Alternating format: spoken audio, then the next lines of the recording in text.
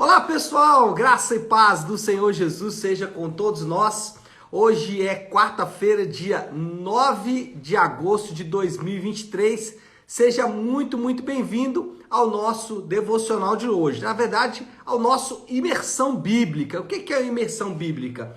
É o devocional diário de estudo das Escrituras Sagradas, de imersão nas Escrituras Sagradas. E hoje nós vamos falar de Gênesis, capítulo de número 3, e o tema do devocional de hoje é Eles comeram. É isso mesmo. Eu quero ler o texto aqui, deixa eu até deixar minha Bíblia aberta aqui, porque eu vou ler alguns textos hoje de Gênesis 3. Inclusive, se você estiver aí com a sua Bíblia também, deixa ela aberta aí, que a gente vai ter que ler bastante alguns textos aqui nesta manhã para falar sobre o assunto de queda. Vamos lá, o primeiro texto que eu quero ler é Gênesis 3,15, a base aqui do nosso devocional de hoje, que diz assim: porém, inimizade entre você e a mulher, entre a sua descendência e o descendente dela. Este ferirá a sua cabeça e você lhe ferirá o calcanhar. Isso Deus está falando para serpente. Bom, o capítulo 3 de Gênesis narra o evento mais triste de toda a humanidade. Nada se compara ao que aconteceu aqui em Gênesis capítulo 3. Nenhuma pandemia, nenhum desastre, nenhuma doença, nada se compara com o que aconteceu aqui em Gênesis 3. E nada se compara, primeiro, por causa das suas repercussões negativas. Nada se compara por causa dos seus desdobramentos, que estão aí presentes até hoje, na nossa vida pessoal e no mundo em que nós vivemos também. Então, o capítulo 3 de Gênesis, sem dúvida alguma, é o capítulo mais tenebroso de toda a história da humanidade. Aqui que as coisas deram errado. E por que as coisas deram errado aqui? Porque a morte e o mal entraram na criação perfeita de Deus. A completa e a absoluta separação. É isso que morte significa.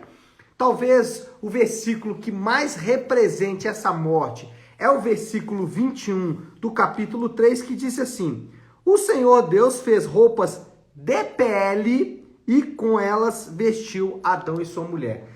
A morte ela está espalhada aqui em todo o capítulo 3 de Gênesis, mas esse versículo em especial, ele é o exemplo clássico desta morte. Por quê? Lembra que Adão e Eva estavam lá nus, estavam nus e sentiram ou viram a sua nudez e cozeram folhas de figueira, mas essas folhas de figueira não foram suficientes para cobrir a nudez deles.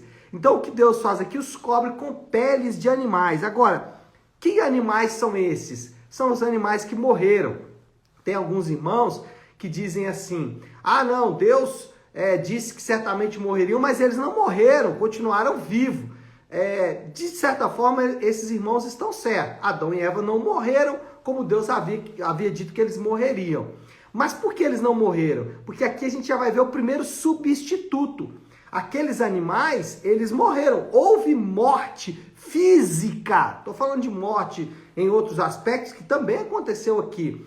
Mas estou falando de morte física. Houve morte física naquele dia lá no jardim. Quem morreu? Os animais que cederam as suas peles, né? Deus não podia dizer: olha, me presta as suas peles aí para eu fazer aqui uma roupa para os homens. Não, eles tiveram que morrer e ceder a sua pele. Então, eles foram os primeiros a morrerem ali como substitutos. E aí já lançando uma sombra lá sobre a cruz, né? Já lançando ali um apontamento sobre a cruz. E quando a gente fala de morte, tem que lembrar o conceito de morte. Morte, para nós ocidentais, é fim, acabou. Mas para as escrituras, morte significa separação. E no caso aqui, essa separação ela foi em 3 níveis. Primeiro, separação espiritual ou separação de Deus. Então agora estamos distantes de Deus, ou somos inimigos de Deus. Também a separação, ela é psicológica ou emocional. Estamos separados de nós mesmos. estamos separados da nossa essência. E por último, essa separação ela também é física. Estamos separados dos outros, em guerra uns com os outros e também com a criação. Essa separação trouxe doenças. O que são doenças? Doenças são parasitas. Uma doença ela precisa de um corpo são para habitar. Então, doenças, desastres naturais, desastres ambientais, ecológicos e tudo mais. Que mais? Maldade humana. As maldades que a gente vê nos homens o tempo todo, isso é resultado desta separação entre outras coisas. Já aqui nos primórdios, a gente já vai ver o resultado dessa morte lançando seus tentáculos. Duas grandes ideologias já surgiram aqui. Duas tão presentes muito forte hoje, há algum tempo elas ficaram aí sumidas, mas estão muito presentes hoje. Quais são elas? Olha, só um exemplo, tá, de como existiu essa separação. Duas ideologias já presentes aqui no Éden, o machismo e o feminismo. Olha aí, versículo 16. A mulher, ele declarou, multiplicarei grandemente o seu sofrimento na gravidez. Com sofrimento, você dará à luz a filhos. O que é a resposta do feminismo? É a tentativa de desfazer isso aqui. É de dizer, olha, não tem mais sofrimento.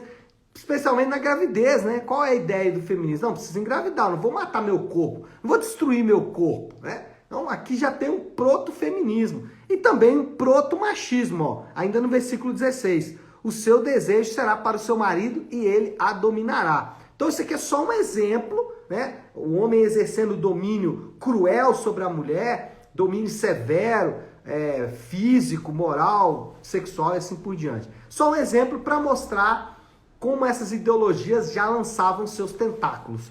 Então, o que aconteceu ali? Morte, separação completa, separação de Deus, morte espiritual, separação de nós mesmos, morte psicológica, emocional e separação dos outros da criação, morte física. Mas a soberania de Deus não foi comprometida. Deus ele não foi surpreendido ou superado com os eventos da queda. Não foi. Lembra que eu disse lá na segunda-feira que todo o cristianismo, toda a fé cristã, ela tem um pilar, um fundamento que não pode ser rompido. Que pilar, que fundamento é esse? É exatamente o fundamento da soberania de Deus. E ela não foi rompida aqui na queda. Deus não foi superado. Olha aí o versículo 22 até o 24, só para você ver um exemplo de como Deus continua soberano. Então disse o Senhor Deus, agora o homem se tornou como um de nós, conhecendo o bem e o mal. Não se deve, pois, permitir que ele tome também do fruto da árvore da vida e o coma e viva para sempre. Por isso, o Senhor Deus o mandou embora do jardim do Éden para cultivar o solo do qual fora tirado. Depois de expulsar o homem, colocou a leste do jardim do Éden querubins e uma espada flamejante que se movia guardando o caminho para a árvore da vida. Então Deus não foi surpreendido pela queda, ele está no comando. Você vê que depois da queda, depois de tudo que aconteceu, quem que está dando as ordens aqui? Quem está acertando as coisas aqui? O próprio Deus. Agora, para entender isso, a gente vai ter que voltar um pouquinho antes da queda, né? Como que a queda entrou? Será que Deus permitiu, ordenou? Eu gosto de uma expressão do John Piper no livro Providência. Ele diz o seguinte, que Deus ordenou permitir a queda como parte dos seus propósitos eternos. Então, Deus, ele ordena e ordena a sua permissão. Ele ordena a sua permissão como parte dos seus propósitos eternos. Então, a queda estava dentro da ordem permitiva de Deus, né? Ele permitiu ordenar, ordenou permitir, uma ordem melhor aí, né? Ordenou permitir. Ele participa de tudo aqui, né? Então, Deus coloca o homem no jardim, Deus promete o descendente, Deus executa o juízo contra aqueles que haviam transgredido a lei de Deus, Deus retirou o homem do jardim e Deus guardou a árvore da vida. Percebe aqui uma coisa? Percebe que Deus continua no controle absoluto de tudo. E isso é muito significativo para mim e para você. Como no primeiro ponto eu disse que a morte, né, a queda é a morte, separação, e aí nós vemos o impacto disso na nossa própria vida, ainda hoje, mas também tem um impacto aqui que nós também não perdemos. Deus continua no controle de tudo. E essa deve ser a mensagem que nós devemos repetir para nós mesmos o tempo todo. Deus continua no controle de todas as coisas. Ele jamais perde o controle, ele jamais perde o controle e ele continua no controle. E o que foi a queda? A queda, irmão, é uma tentativa de golpe. O que é a queda? É a tentativa de tirar Deus do controle, de tirar Deus da soberania, de dizer, não foi Deus que fez isso, não. Né? Então, essa tentativa de golpe continua até hoje. Todas as vezes que nós tentamos diminuir a soberania de Deus, e aí até numa tentativa, eu entendo, uma tentativa de resgatar ou preservar Deus, né? Não, Deus, né? Não permitiu, não ordenou a queda. Toda vez que a gente faz isso, nós estamos tirando a soberania de Deus e fazendo o mesmo que Adão e Eva fez no paraíso. A queda foi uma tentativa de golpe e hoje continua sendo, continuamos tentando assumir o controle das coisas. Deus está no controle, ele é soberano. E a última coisa aqui, talvez a coisa mais linda, mais importante, mais preciosa que o capítulo 3 de Gênesis, a queda, nos mostra é que Deus, ele mesmo, porque está no controle, promete que ele mesmo vai fazer a reparação da transgressão cometida. Ele, o próprio Deus, que não pecou, que não cometeu erros, ele mesmo, o próprio Deus, prometeu que ele iria acertar ou reparar a transgressão cometida. Ele promete, Deus promete, um descendente da mulher que ferirá a cabeça da serpente. Vou voltar aqui no Gênesis 3,15, foi o texto que a gente começou o devocional. Porém, inimizade entre você e a mulher, entre a sua descendência e o descendente dela, este ferirá a sua cabeça e você lhe ferirá o calcanhar. Em meio ao caos, em meio a esse pano de fundo aí de caos, de maldade, desastre, queda, pecado e tudo mais, nesse pano de fundo negro surge uma luz brilhante. Que luz é essa? A promessa de um descendente. Todo o Antigo Testamento ele está baseado nessa promessa. Vou dar alguns exemplos. Já aqui, a seguir, nos próximos capítulos aí de Gênesis, você vai ver a mulher dizendo o seguinte, ó, com a ajuda de Deus, concebi um varão. Ou seja, quem que a mulher pensou ali? Chegou meu descendente, aquele que vai consertar tudo. Lembra de Abraão? Qual é a promessa de Deus para ele? Um descendente. Abraão, você vai ter um filho. Né? Que não era, obviamente, o Isaac, né? Que era o Senhor Jesus. Depois lá, no período monárquico, né, da monarquia, Deus promete um rei perfeito. Ou seja, essa promessa do descendente, ela está presente em todo o Antigo Testamento e a base do Antigo Testamento é essa promessa. A partir de agora, toda a história do Antigo Testamento é na esperança da chegada desse descendente. Quem é o descendente, meu povo? Jesus. Jesus é o cumprimento dessa promessa. Ele é o que feriu ou ferirá definitivamente a cabeça da serpente no final de todas as coisas, mas já fez isso na cruz e vai consumar isso quando finalizar todas as coisas. Mas o ponto é dizer que Jesus, ele é o cumprimento desta promessa. E por isso é importante você, está me assistindo nessa manhã, se apegar a Cristo. Você precisa arrepender-se dos seus pecados e você precisa voltar-se para Jesus o quanto antes. Aliás, antes que seja tarde demais. É urgente essa promessa, é urgente isso. Nada na sua vida vai caminhar, tudo vai continuar um caos se você continuar com essa tentativa de golpe.